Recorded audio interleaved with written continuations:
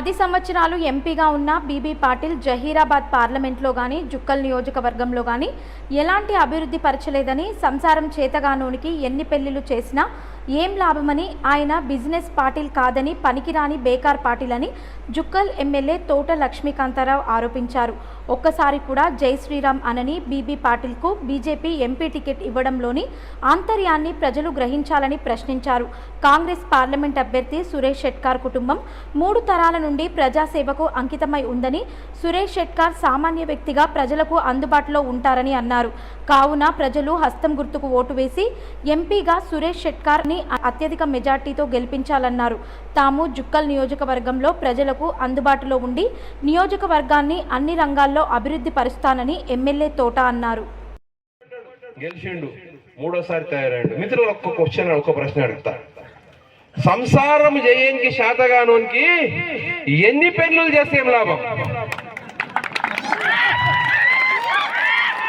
సంసారం చేయని శాతం కానోనికి ఎన్ని పెళ్లిళ్ళు చేసినా లాభం లేదు. అట్లనే బీబీ పటేల్ ఎన్నిసార్లు గెలిపించినా కానీ మన నియోజకవర్గం లాభం లేదు అని చెప్పేసి మనం చేస్తున్నాం. ఆలోచించండి, ఎవరికి ఓటేయాలి?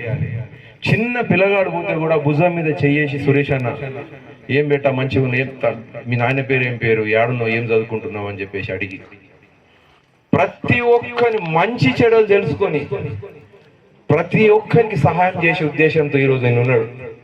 ఈ రోజు కాదు, అప్పారావు షెట్కార్, శివరావు షెట్కార్, సురేష్ షెట్కార్ 3 తరాల నుంచి ప్రజా జీవితం నుండి ప్రజల శ్రేయస్సును రాజకీయాల్లో ఉన్నటువంటి కుటుంబం అది. ఒకవేళ వాళ్ళు ప్రజా శ్రేయస్సు కోసం ఉండకపోయినట్టయితే 3 తరాలుగా ఎవరు కూడా వాళ్ళకు రాజకీయాలలో ఉండనిచ్చే వాళ్ళు కాదు.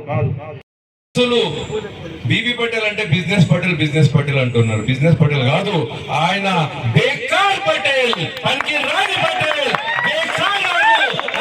ఒక వకీల్ ఉండేటోడు బేకార్ వకీల్ అని చెప్పేసి ఆయనకి. ఎందుకంటే పాపం ఆయన వకాలత్ చేసిండు కానీ ఒక్క కేసు గెలవలే అని బేకార్ వకీల్ అంటుండ్రి. ఇప్పుడు నాకు 10 ఏళ్ళ నుంచి మనం ఓటేసినాం, ఒక్క పని చేయలేదు. కాబట్టి ఈ పదవి నుంచి ఆయనకు బీబీ పటేల్ కాదు, బేకార్ పటేల్ అని చెప్పేసి